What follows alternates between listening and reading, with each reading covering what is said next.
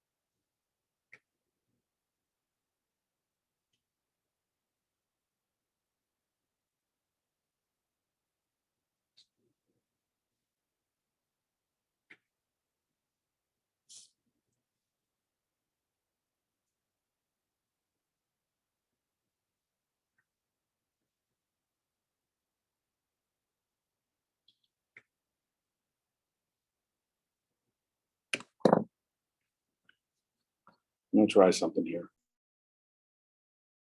Sure thing.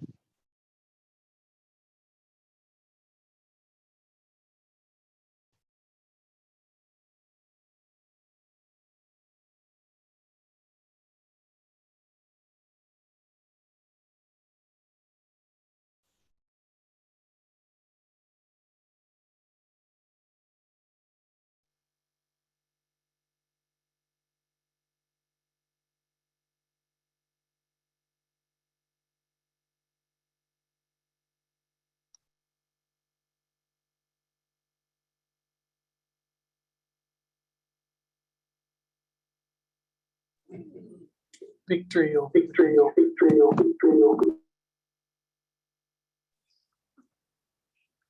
Matt, we're good to go. Okay.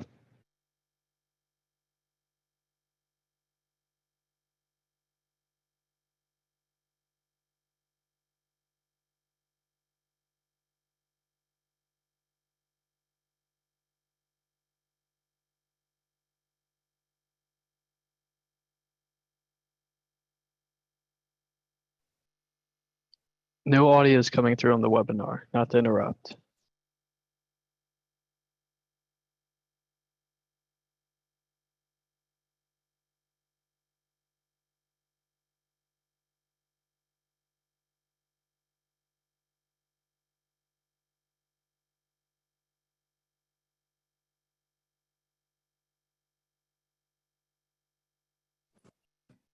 Is that going to be okay? I think so. All right. Yep. I'm Paul Deshane, representing the county. Rich James, Chairman of the Select Board in Hebron. Jane Farini, I'm here on behalf of City Manager Karen. Ray Murphy from the Town of Bridgewater, Selectman. Paul Holland, City Manager, 11. Bernstein Shore Group. Jim Merrill, Bernstein Shore. Okay, we have just a couple of pieces of regular business. I'd like to get the minutes out of the way from the October meeting, so board members, if you've had a chance to look at them, to have a motion to approve them. Motion to approve. Second. I got it. All right, go ahead. Although we may have stated this, second paragraph, sorry, when we were talking about finances, from July, and all but 3 or 4 towns have paid their assessment. All of them have paid. Okay, that's what I All wanted to towns. correct. Yep. Whether the statement was made, I can't tell you, but in Yeah. in the interest. I corrected that. Oh, okay. I was wrong when I said that. Gotcha, okay. Yep. So we'll just make a note to Yep. make that one edit to them, if that's all right, John. Okay, very good. So I have a motion and a second. Any other comments or questions on it? Hearing none, all those in favor of approving the minutes, say aye. Aye. Aye. All right. Those are approved. I just wanted to update the financial report. 88,442 was our ending balance at the end of September. I've approved one bill for $4,000, which was the the October, fee, for Bernstein Sure, so we have 84,442 right now. I do not have an update yet from the City of Portsmouth Finance Office to verify that, but should be our amount. All right, legislative update is the next item on the agenda. We're in the filing period as far as LSRs for 2023. Yeah, the update did not get around, actually. Nothing good, the only one LSR that came up will be interesting. We have CACR Constitutional Amendment Resolution, Representative Cordelli. We've seen this before. He wants raised by taxation, but used for the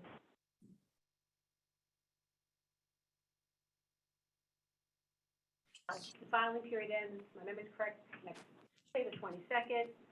On the House side. On the House side, Right. yes. The Senate, they've not set a deadline, don't know what the timeline is, but I suspect sometime LSI and or bills.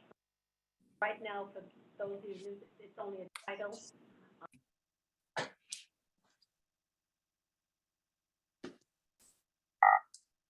In the week, we'll see many more LSRs coming up. We're tracking that for you.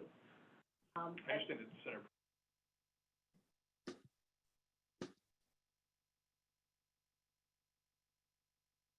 It'll start seeing, it'll be in the next few weeks, a lot of, All right. But just a quick follow-up from our last meeting, there were two filed by Representative Tom Schomburg. The first one had to do with the determination and cost of state adequate education.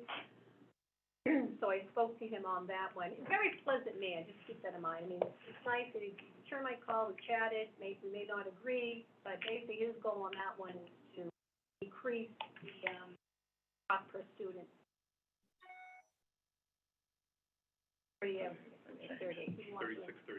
36, I think. Wants to Yeah. increase that to 92. I know. And, you know, he's practically says, hey, I don't know what's gonna happen. You know, it all depends on how. But not changing any of the use of SWEPT or any of that as part of it, just change it Hold to on, 92? Oh, hold on. there's more. There's more. Oh, wait, there's more. His other LSR has to do with repealing the collection of SWEPT. Now, what he said, look, because I know this is probably once you repeal the entire SWEPT, take it off the back of the property tax pay. They go into the other type tax. Lottery, liquor, real estate transfer tax, you know, have the state make up the 300. Didn't say any new taxes. So again, the utility property tax, I think that goes right to education. So on the basket of other taxes, that's where he wants the 363 would be at the 36 per student, right? So if his first LSR is successful, it's gonna be a lot more than Like 2.5 times. 3, yeah, He hasn't done the math yet, yeah, so oh, we're not yeah. gonna tell him that. But suffice it to say that he understands enough to know that talking up front about a sales tax or an Mhm. income tax is problematic, but that would invariably come up as part of that discussion. Yeah. And he's pragmatic. I reached out to him, he won his seat, I congratulated him, and he said, you know, look forward to work with you, and any hindsight, any, you know, thing we can talk about, happy to do. It's always good to leave it at. We'll be back on House Ways and Means, he didn't want to do that, and, but his bills will, LSR, what number for the that? two of them, the 157 and one,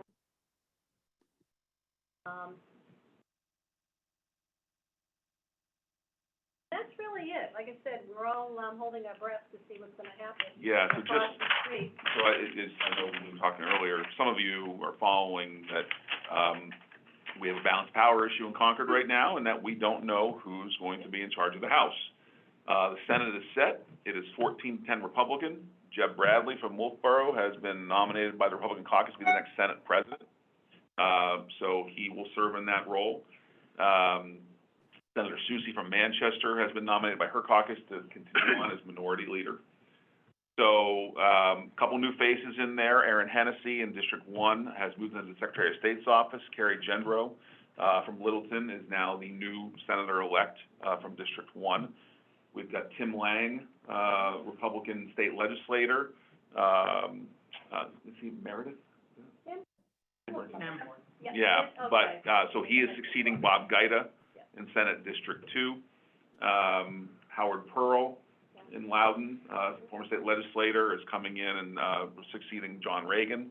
So there are a few new faces here, several of whom are coming over from the House side, but that balance of power remains what it has been.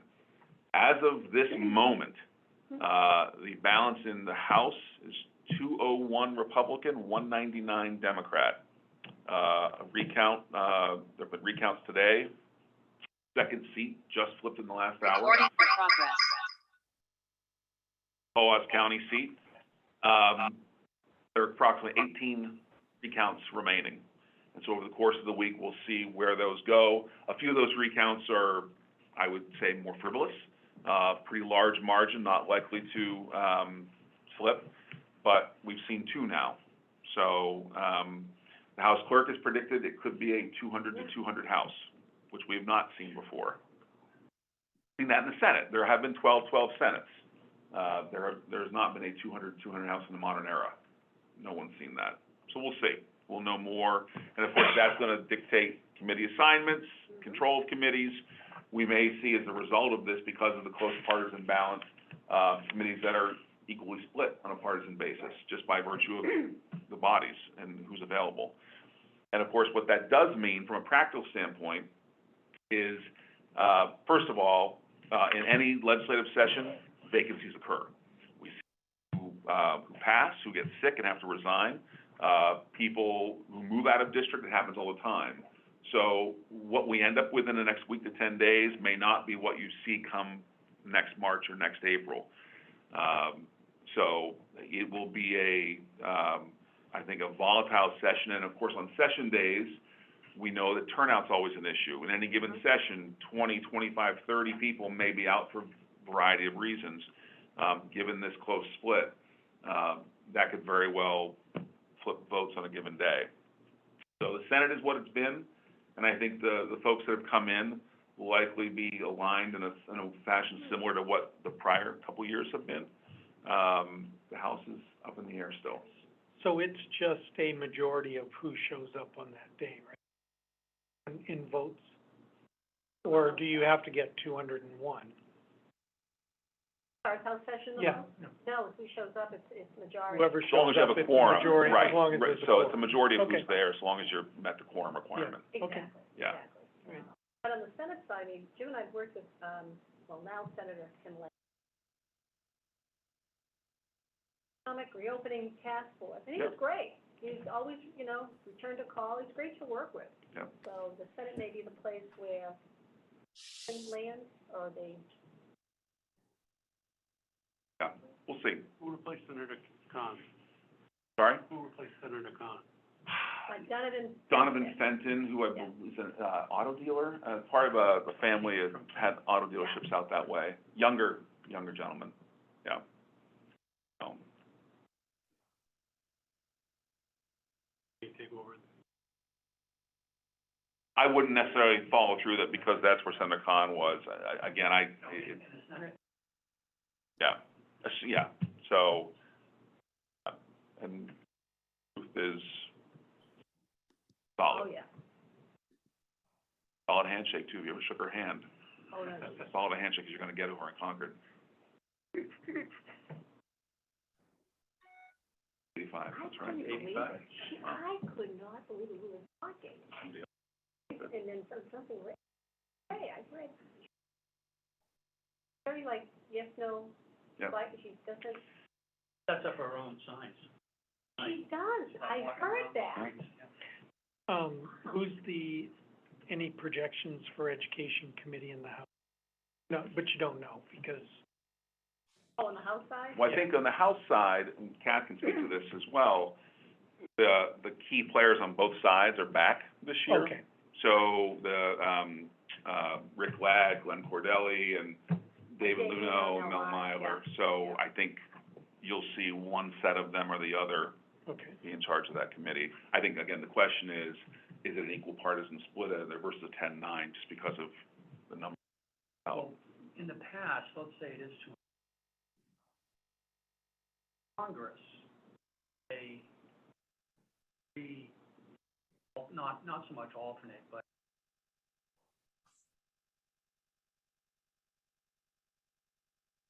1936 was the last time this happened.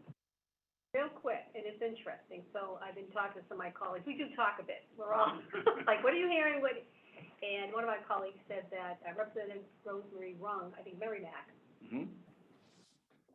progressive maybe for us. Top vote getter in Merrimack this cycle. Okay, she's suggesting that you have a, hypothetically, a Republican. Kind of went for that idea. I mean, to your point, there's gonna be, I think there'll be a lot of horse trading going on. I think to your point, I think it depends ultimately on how a speaker's chosen. If a deal has to be struck to bring a bipartisan, candidate forward. So it remains to be seen. Not have to be a member. That's true in Congress. I'm not sure that's true in New Hampshire. I'd have to double check I that. was asked about that earlier. And Yeah. I said, I don't know, I'll have to ask Jim, I've never heard, I don't know. There's an awful lot of institutional pride there. I think it'd be difficult for them to find someone that they could agree on to come in. I think ultimately, Yes. whatever this number comes out at, they'll find a way to, it may have to be the share power. It may be. So, like I said, we'll know more over the next 5 to 7 days. Wow, this is, Okay. But as you know, I was speaking the other day with, Representative Barry from Manchester, who, younger guy who ran the House PAC's campaign effort. He said this is gonna be his view, and he's very close to the Republican leadership, World War I kind of siege warfare, what he envisioned. That's different than coming to some kind of bipartisan accord. We'll see. There's somewhere in between perhaps. But there's a lot we don't know right now. They're counting ballots still. Legislatively, I mean, at this point, it's waiting for those votes to count and then watching the LSRs come in, and as ones pop up, you know, particularly with Representative Schomburg, you know, Kathy spoke with him and got at least some insight as to what he intends. So. What happens in the House? At the end of the day, Right. it'll be hard to get something good you want unless you have some feeling going on the side. Wherever everyone else falls on this issue, it's gonna be very difficult to get things done. It's just gonna be difficult. It was difficult in the last couple of years, and there was a broader majority there. There are schisms within each caucus, so they're not gonna vote as, you know, monolithic fashion. As we know, we talked about last time, the governor said at 2 of his final debates, education funding has to be dealt with. We all know that. And as Kath has seen in, you know, the committees, there's been general consensus with like broad disagreement on how to do that. And I suspect the governor has very different ideas than what Democrats do. So in a very close legislature, it's gonna be hard. It's gonna be hard to get this or most anything else done. But it will be interesting, organizational day, double check is November 7th. And typically the House session, the Senate, a live stream, if you want to watch some entertainment. Wednesday, December 7th. Yep. You know what? I think It may it's be a okay, Pearl Harbor day. How many are gonna get sunk? Yeah, so I mean, and I wouldn't miss it live. A lot going on that day, Governor Council and O'Brien was running for second time for speaker. Right. And there's been no talk yet, so on the House side, to continue there for a moment, there's been no talk on the Republican side of anyone but Sherm Packard. It looks like, you know, Speaker Packard will be put forward again, and the Republicans will likely be supporting him. On the Democratic side, we've got 2 candidates, Steve Shurtleff, from Pennacook, who's the former, Speaker of the House, and then Matt Wilhelm, who's a younger legislator from Manchester, more progressive, and I think mirrors in some part some of, the discussions on the Democratic side they've had in recent years, where there was a party, Democratic Party fight over chairman, similar makeup of the candidates, and so they're actively campaigning for the opportunity to be Speaker should Democrats control. So, I don't know yet which one of them will be, and then, of course, that will then obviously drive how the committees are selected.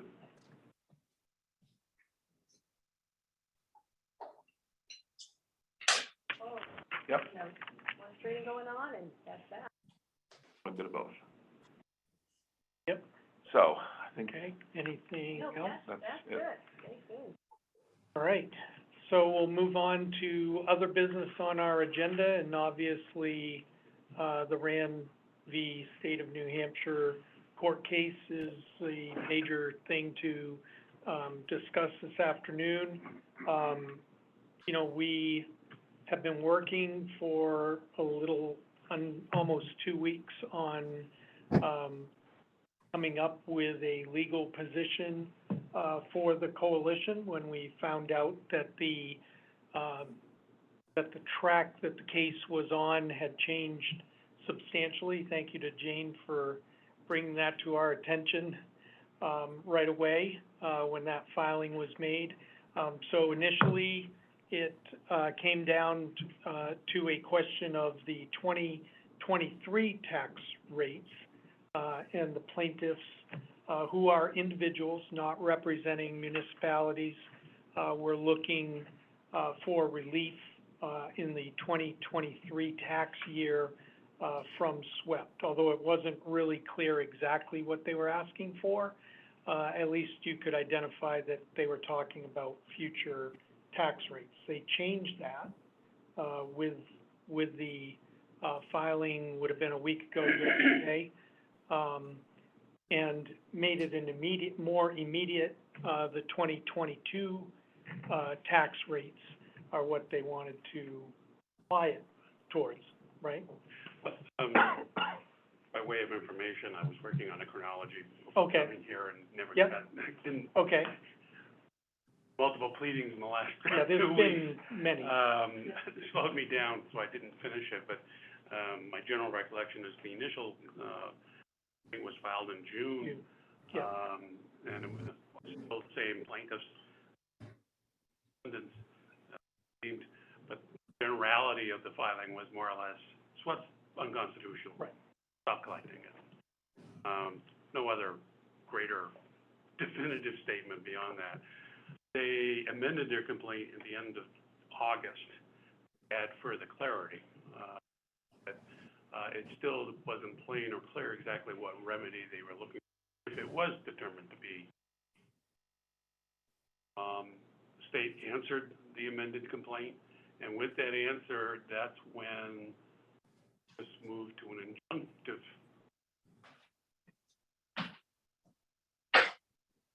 A permanent injunction was part of the original complaint. A temporary injunction would have been creating the greater immediacy harm that was coming present, and they spoke about that harm coming in the coming tax years. Right. That was the beginning of October that they filed that. State responded, and with that, that's when response to the state's response, the plaintiffs over their injunctive relief or define the coming years as the present tax year. And 22. for tax rates stop being set, and it was unclear what else, if that were to happen, rural communities that already had their tax rates set. And a hearing was scheduled for November 4th on those motions. That realization, the joint board met and, well, we've been monitoring these actions right along. And of course, we're in the transition between Bernstein the Shore representing, Sheen Finney representing us. And, so this positioning put us at a bit of a disadvantage, due to the timing. But then the timing became even more critical at the end of October. she hasn't filed as an intervener, that still hasn't been ruled on. Hearing was held, no decisions were made. Parties disclosing content, Yeah. talked amongst each other, and resulting from that, a restraining order was then filed after the hearing By by the plaintiffs, asking for immediate relief, not just, a temporary relief sometime whenever the court beneficial. It was, an immediate relief, and restraining from setting tax rates and actually pulling back tax rates that had been set.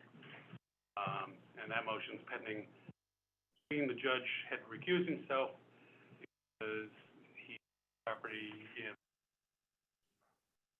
part of the coalition. He felt it could be viewed as a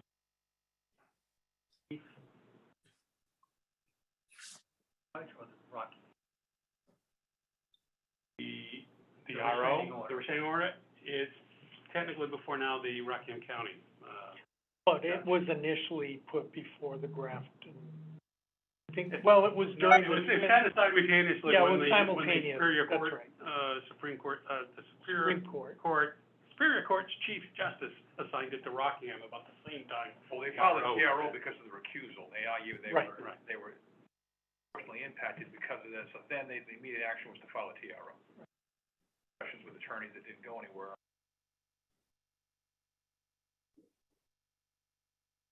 That's where we sit. So that's where we sit, waiting for the hearing date. hearing date to be set on the TRO. And then once we get that settled, then we will move on to the injunction. Yeah, I'm not even sure. And I don't know They almost when- hand in glove now, the Right. the TRO and the injunctive are asking basically for the same relief, but more Right. immediately. And retrospectively. Right. That was the most upsetting thing about the TRO, is that they wanted to take back tax rates that are already been set. And there is another question about our ability to intervene in the case. That still has not been settled, answered yet. No more so than whether or not the plaintiffs have standing. That's right. The issue of the TRO is if the judge finds in favor after the plaintiffs in the TRO, that hearing, the TRO will remain in effect until the injunction hearing. Closer to the substance of the. Presumably we then end up with a hearing on the merits sometime later on. Who knows how many years. They're looking for injunctive relief only on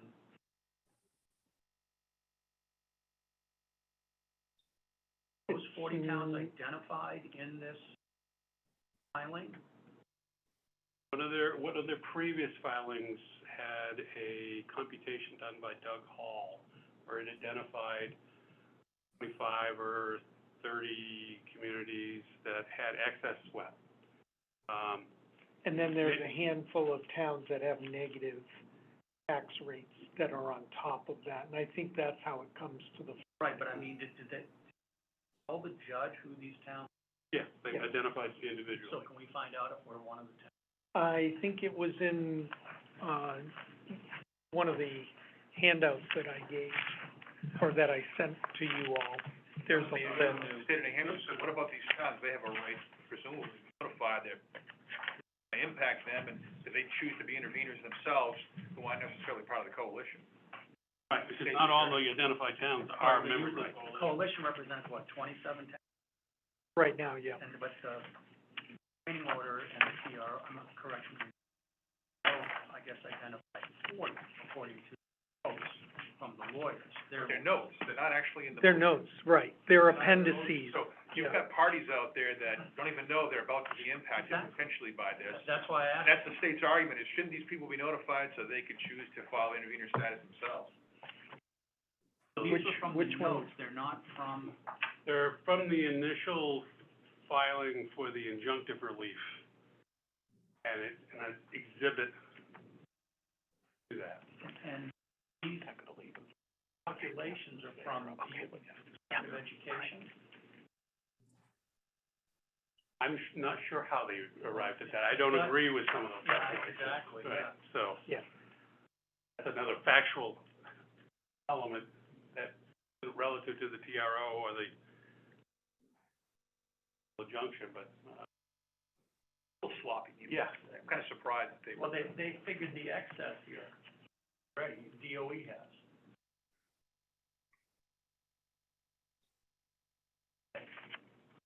Why do you have 180?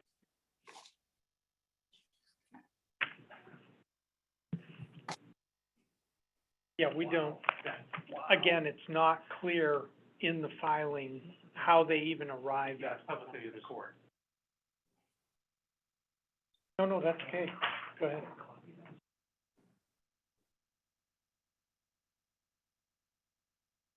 Yeah. So the bottom line is, we're in limbo and, not really, knowing what way that it's going to go. This was more just an informational meeting. I think if it comes to,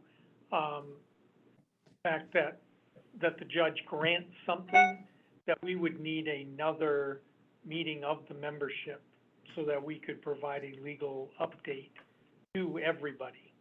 That would be, with counsel and, we could do that relatively quickly, because it's not really a meeting, and so we can schedule it as soon as everybody's calendars, would allow. But,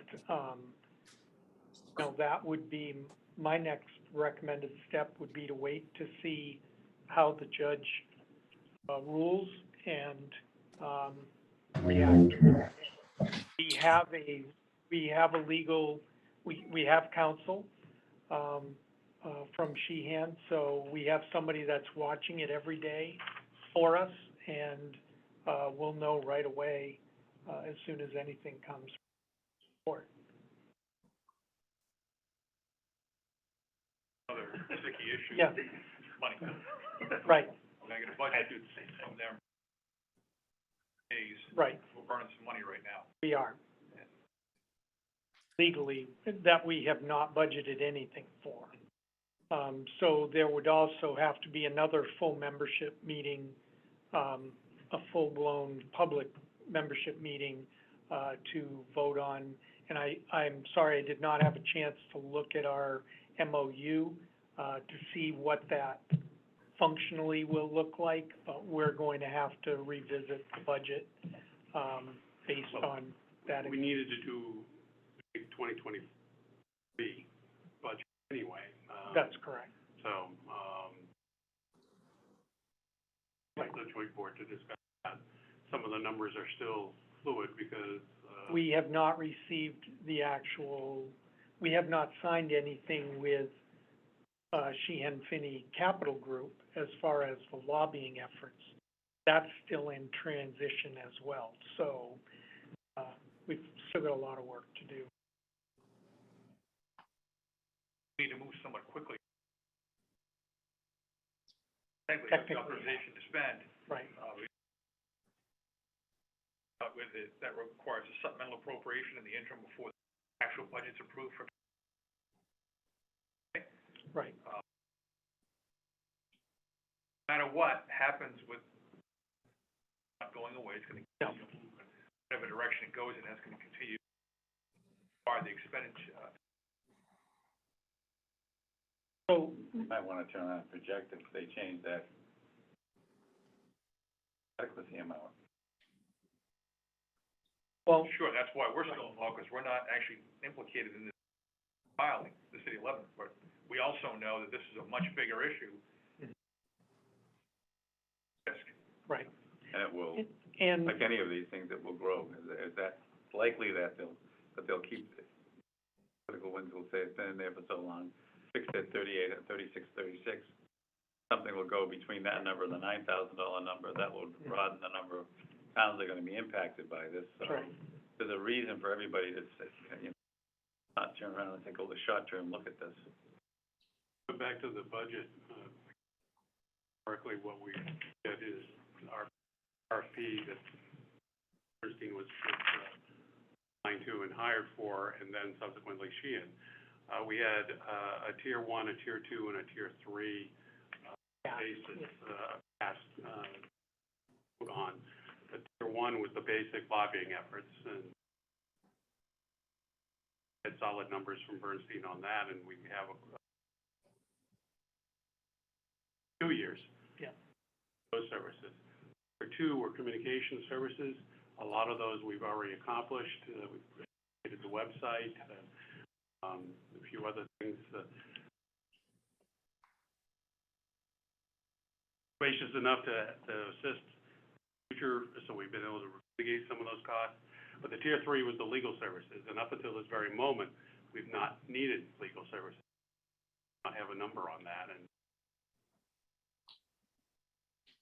for that. So as a consequence, your assessments that you've all reached have only been for level, tier 1 and tier 2 services, not for tier 3. And my plan would be, as soon as I get that number from the legal group at Sheehan, we will call in an immediate joint board meeting, let everybody know about it, and then we'll talk about what the financial implications of that from them are gonna be, given our current balance.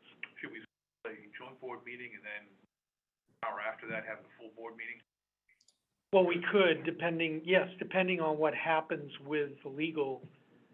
Oh, you mean as far as voting on the new budget? Yeah, because I think, I mean, Yes. I'm a little concerned that we Yeah, are spending funds that we really don't, I mean, we're within the total budget, obviously.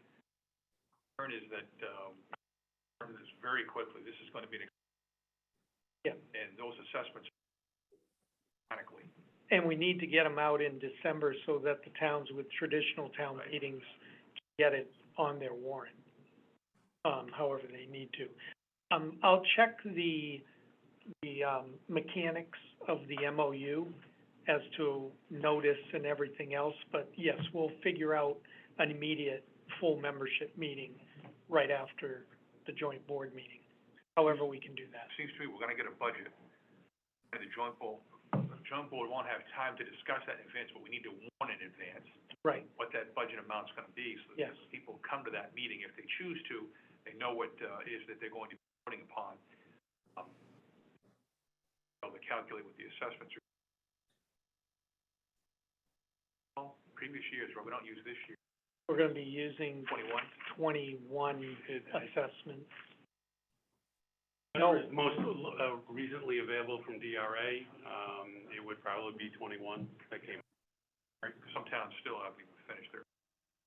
Yeah, so I think Yeah, right. I think we should use the 21 assessments, and just carry those forward, for the special assessment. And Jim has to leave, so I just want to interrupt for 1 second and, just publicly thank you for the last 2 years. Thank you for all the help tracking, a host of bills and, keeping us straight and putting us in contact with the right people. Really do appreciate your work for us. It's been a pleasure working with you all. I've enjoyed it greatly. Sean, I'll follow up with you. And, hey, your friend going forward, so if you don't need anything, let me know. Okay. But, so, in any event, Kath will stay with you here. My laptop will stay here, Okay, so. very see you good. soon. Thank you, Jim. Thank you all. I won't touch. Okay, no problem. So we'll figure out the mechanics of how that will work. And I would like to take this opportunity, because we have an elected official here, and maybe you can talk to others, within the coalition. We are short on the joint board, 1 member, who is an elected official. So, I may add that to the agenda if we have a full meeting, and ask for a volunteer of an elected official to join the joint board. We have monthly meetings. Rich James. I nominate it. Rich- I knew it was probably a bad idea, didn't know who it was. It would be one. It's even worse when you're not here. Yeah, right. Only being limited to 5 members, it is important, and now it's really taking on, importance because of the legal case and the fact that we have to make decisions very quickly. So, just throwing that out there, Rich, and, you're welcome to volunteer, we'd be happy to do that, but, I will think on that. okay, very good. Thank you. Very good, thank you. Any other thoughts for the next meeting? So it will be probably early December, first couple of weeks of December, I imagine. Or earlier if. Or earlier if the decision warrants it, but I think, you know, we I'm probably. seriously doubting it because, A, you get the Thanksgiving holiday, B, the new judge has to even motions that have been made. B, they probably have to digest the recording of the hearing that was held on the 4th. Right. B, he may decide to have his own hearing. So, Emergency TROs, so they have to act quick then, it's, You think it'll be I within the know next week? in November. I haven't read the pleadings, but, No. yeah, that's sort of an I thought he emergency was request limited to like particular 14, amount of he had to time. make a decision within 14 days or something. Go to the top of the list. Yeah. So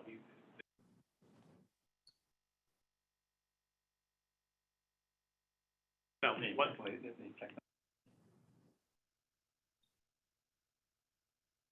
They're impacted by this and not leading it on to, say, Well, that's 500 part of the discussion, why I want to have a discussion with council. I don't want to get too much into the technicalities of what's been filed and how we're approaching it. But I do want to have that opportunity to explain to the membership, if they're interested, to let them know.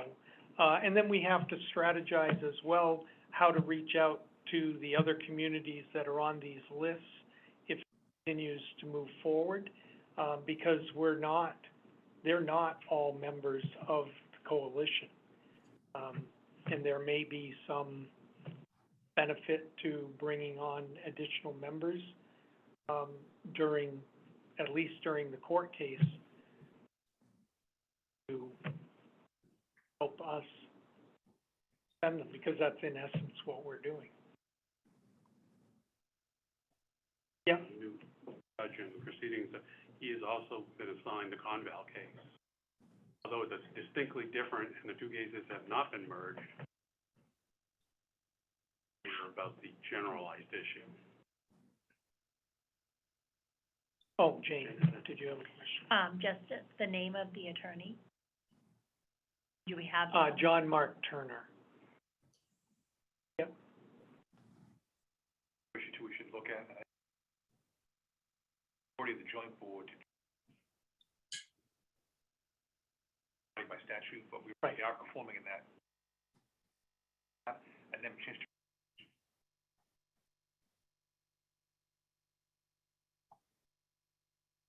ready perhaps in that. Yeah, and we need to talk to the full membership and get that. Are you speaking On of the record. engagement letter? No, I'm talking, well, just in general, I mean, what authority do we have to act on behalf of this coalition to direct legal counsel to take certain legal action? Not clear from what I saw in the language last time I looked. Our ability to do that, the authority that a governing body, like the Board of Selectmen, has to do. yeah, and that goes to these, I think, the purpose of the joint board explains that we have legal, service. Other professional services is stated there as approved by the majority of the, 1, 2, and 3 services have been directly identified into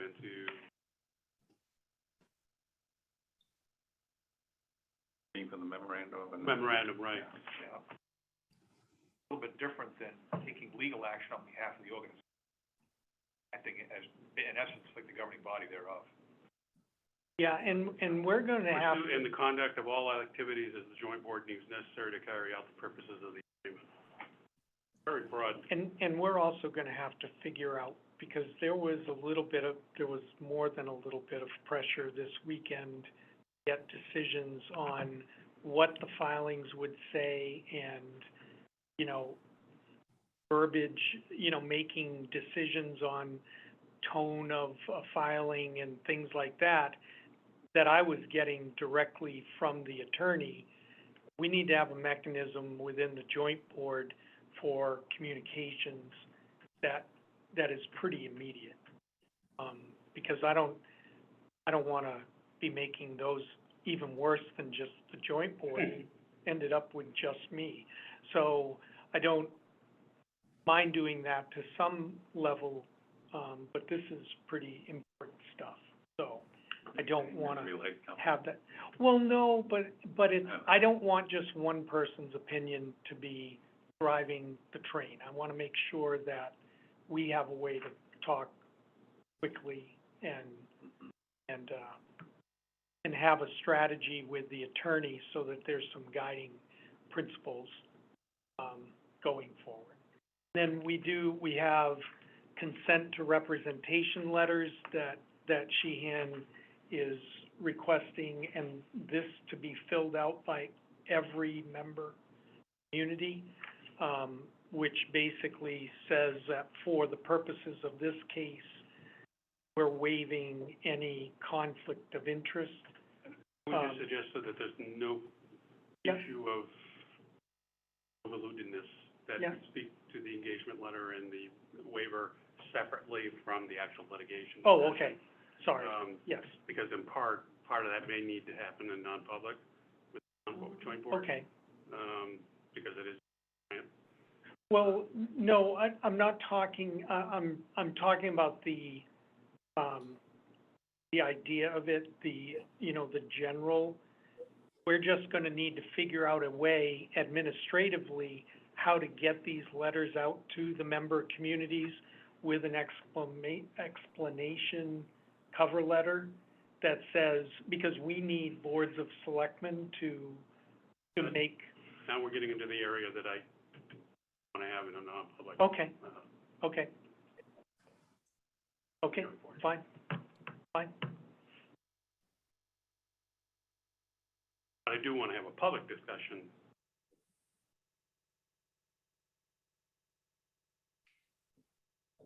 Yeah, so there's only publicly, there's only 3 towns that are member communities of the coalition that have, ongoing cases with Sheehan Finney, okay? And that's Northampton on a zoning and municipal code matters relating to James Jones. Portsmouth, have 4, cases or ongoing matters. Bartlett Street, Rains, Green Street, and Gate Street. There's ZBA and, Superior Court cases. And then Tufton Borough, Camp Belknap. Those are the only 3 communities, that they identified to us. The rest would be just general conflict of interest issues. Is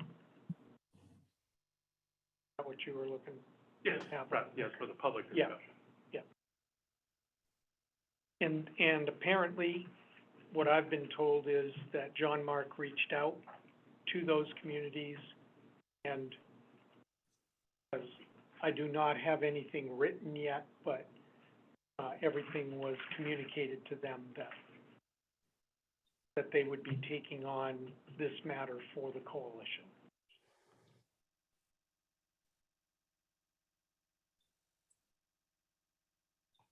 Any other issues that we need to talk about?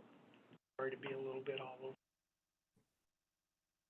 The engagements we've gotten is for the, The engagement letter that I have signed is for just this case, the tier a three. RAND issue, tier services, 3 Right, services we haven't still, for just this case. haven't gotten a, engagement letter. For tier 1, tier 2, no, Bruce Okay. has not provided that yet. But I will distribute that as soon as I get it. In distribution of those things, do you want me to send it to you and have your administrative office do it, or how do you want to handle it? You're the chair, you decide, but I need to have everything, because I'm the clerk, I need to, every document that we have, I need to, Yep. I'm gonna assume we're gonna follow the state statutes with that. Yep, If I give any of the guidance, right, I with those. yep. PDFs are gonna be okay with that, right? PDFA. If you send us a PDF, I can make it PDFA. Okay, Just get it to me. okay, very good. Well, I'd rather handle it through a single administrative office so that you automatically have those records. So you're gonna send those to me? So I'm gonna send everything I have, I'm gonna PDF it to you. Okay. And, or send you the PDFs I've been sent. Those letters? And anything that I've signed, I will, and we'll talk in non-public about the rest of, Right, with the conflict letters you want. well, that's what we're gonna That's talk when we're about. gonna need. That's some what we're gonna need to consensus talk on. about. My staff for that. Okay. Any other questions? I know we're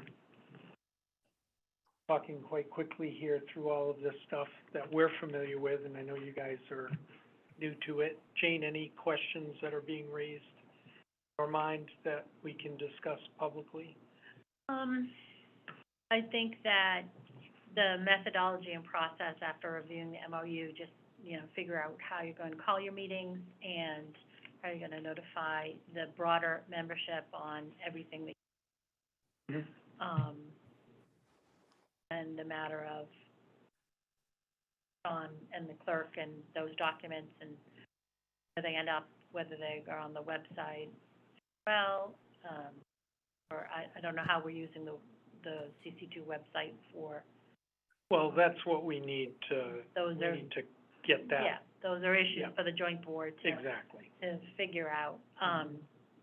Then, some direction, I know Jim left, direction for response, and that there is a decision, who's going to, are you folks still? So Bruce has agreed, that, she and Finney Capital Group, will be responding for the rest of November, because there have been a couple of media inquiries, now that there have been some news stories, on the plaintiff's side. So, he has agreed to do that, even though his engagement begins on 1 December. He's still willing to do that work for the next couple of weeks. So all of our communication, from this point forward will go through Sheehan Finney.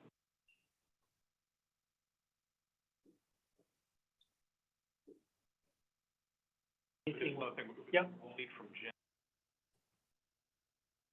Right, contract, probably we have to enter into a new one. I'll get back to you on that, okay, obviously, yes. Yeah, transfer or.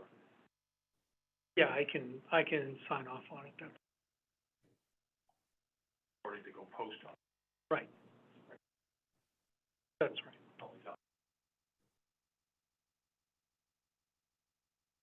Any other thoughts or questions that you?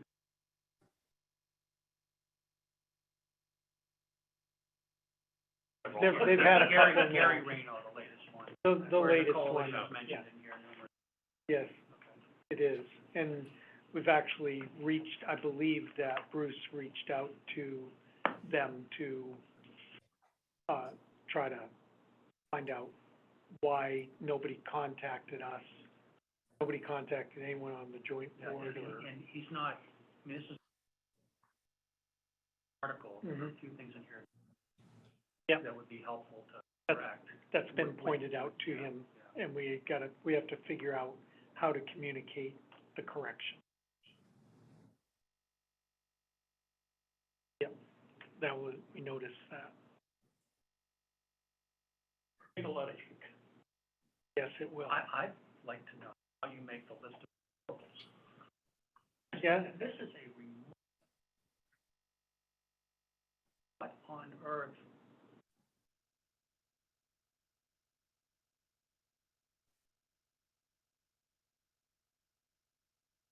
I don't. Smack. Our lodge valuation is $400. That's the latest what the average age population in our town? And that's a great point, and part of the ongoing, so when, just hold on, because I agree 100% with what you're saying, and this brings up the point that we have to communicate to the membership, is we're gonna need those numbers. They're We're gonna- all in the census. Yep. Okay, and the other, here's an. Our poverty rates are higher surrounding towns, many of these towns. Our family median lower than towns that are not on this list. Right. How dare these lawyers say you have the ability to pay because you're, $160 million. Tell that to the guy that lives down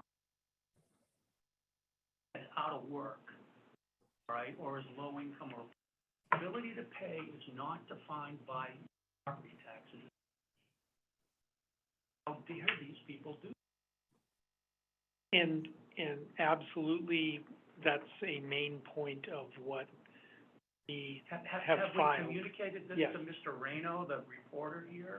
Not yet, but that's one of the things that we're starting to put together the response. Absolutely, and it's part of what we did, so only Newington and Waterville Valley, Right. because we were immediately available, we put forward that kind of information. Because Waterville Valley actually has a median household income that's lower than the state average, according to the census numbers. So we're in the same boat as other communities, even though everyone thinks of us as This is all about. one of the rich As you know, communities, this is right? about- So, yes, No, as you know, this absolutely. is about politics. It's all about politics. All about politics. So my advice, and I'm brand new here. Other school issue. But this is a powerful argument. That my house is not an eight. So you, Valinsky and crowd, want to come in and put into my house, back money. Work in the realm of ability to pay, not vested in property. Arguing for the Democrats after that. See, So, that's why I wanted to see this list. yeah, I'd like to run into this guy. Okay, come into our town and take a look at that hovel down the street. There's a nice big house on the lake. You step back off the lake. It's important to remember that the coalition has a very, very narrow focus. The community that I come from is very liberal. Our argument, our very narrow argument, is that the local property tax is not the solution to the problem. right. There may be others, and you talked about one, with you, but for our very narrow purposes, our only argument is that the property tax is not the means by which to solve this particular problem. Right. And when they ask, well, what is the solution? Our answer to that is, you should look at all of the other options, which you have not done yet, before you choose this That particular. big pie that has got education trust fund on it. Back up the liquor tax. Back up the BA, all these other things. Don't come after the poor people in my town, right, to pay this nut. Right. But it's important to say it the way that Sean just said it, for this coalition, because we should point them to all of those other sources of funding, but we shouldn't point them to particular ones. We should just say, don't use the Right. property tax. That's our argument, exactly because of what you're saying, because it has, Our expertise is in It- the collection of property that's taxes. correct. That's what municipalities do. that's right, The remainder of it, you know, someone in a different pay grade's gonna have to figure that out. that's right. Right, Yeah. if we don't do that, here's the risk, this coalition will fracture. Right. Because people in my community would be very happy to have an income tax, whereas a lot of these other communities do not want that. So that's why I gotta be very, very careful about this. Can I ask a question? What torpedoed this into, by the way,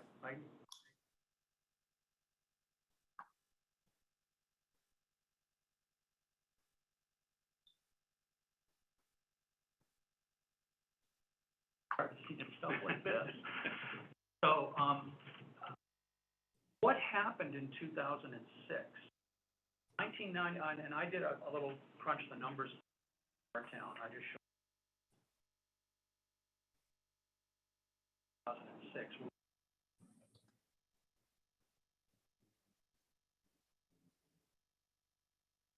What happened in 2000? Brought it to an end. Thought it ended in 2011. Well, 2011 was when Lynch signed a bill, but you go back and you looked at We our SWEP, stopped it ended paying in SWEP 2000. in A 2000. statute was amended, Yeah, so the excess swept did not go to could the be state. kept. It could be kept as long as you used it Or for repealed, education. excuse me, I think Yeah. a statute was repealed, so that the, And so towns still had to collect the SWEP, but they could keep it as long as they spent it on education. So,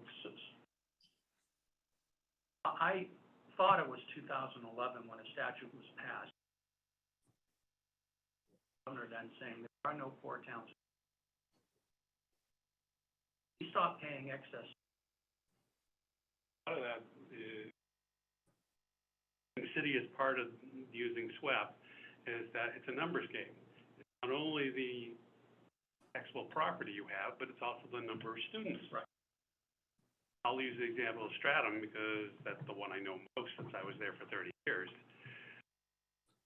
They're a property-rich town. It's got $1 billion worth of assessed value. But because we had so many kids in the school system, we never had excess SWEP. The cost per student, even as low as it was, always was. So I think I understand now. The obverse is true for us. We have 48 kids in the system. Therefore, they come after us. That's how it works. and that's what happens with us. Right. We have $500 million in valuation and we have 50 students, so we have excess SWEP. It's just the numbers. Yeah, game. but the excess swept is arbitrary. But It's it totally absolutely arbitrary. And so, and again, I don't mean to beat this to death, you guys, but total calculated cost of an adequate, wow, that's like throwing darts at a wall.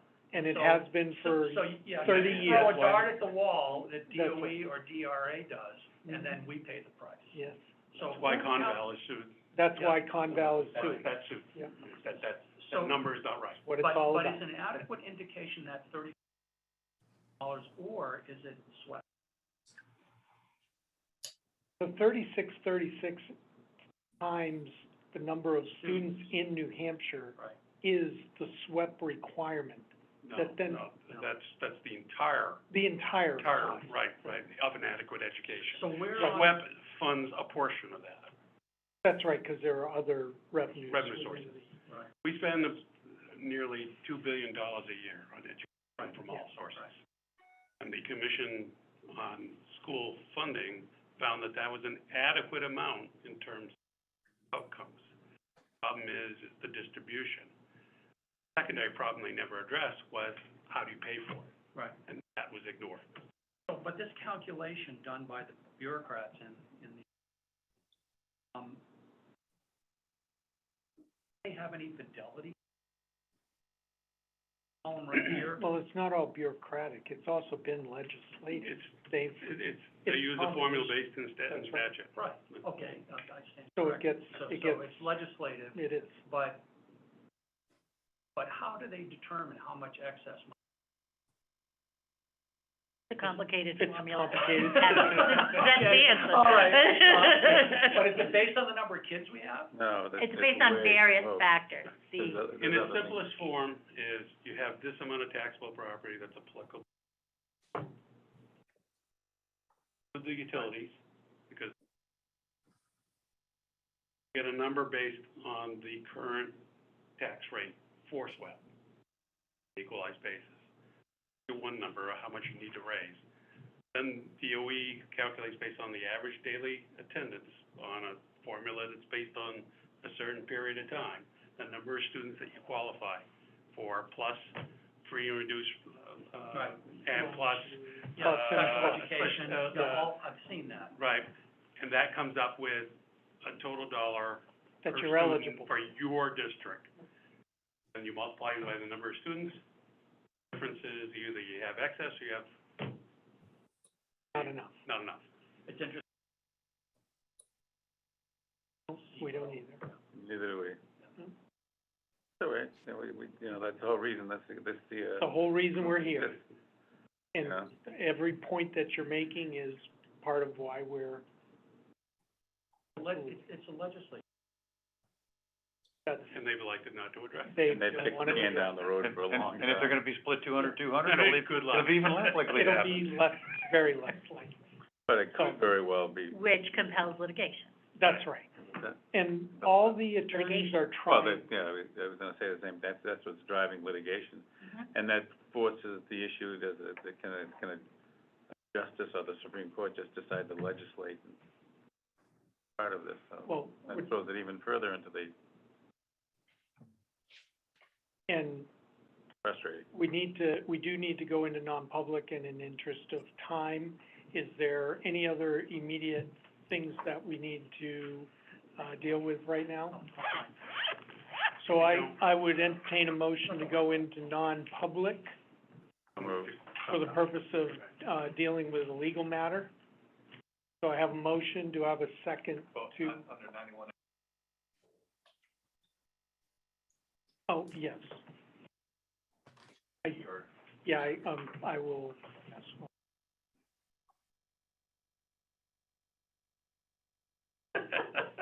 Yes, Mr. Clerk. I'm not the clerk today, so. Okay. So You why are. is Lebanon on the list of the bad towns? 91A. We don't produce excess SWEP. You have enough kids. We bring in $2.9 million in SWEP, and psychoeducation is 5.6.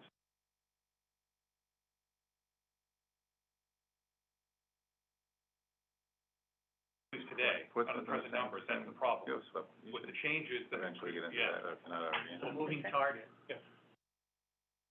So legal matters are, I'm sorry. If you guys lose, you're gonna be paying me some. Yeah. I don't have much on me. Yeah, From each according to their ability. I'll stop by, you guys can write me a check. KL, I got a story for you Murphy. someday. All right, you So it is in accordance, it's subparagraph L. Legal, consideration of legal advice provided by legal counsel. So I have a motion, do I have a second? I have a second. Roll call, Sean? Yes. Terry? Yes.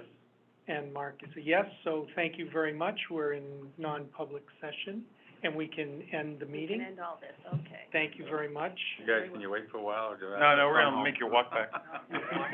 Since you're right. 91A, it's 91A3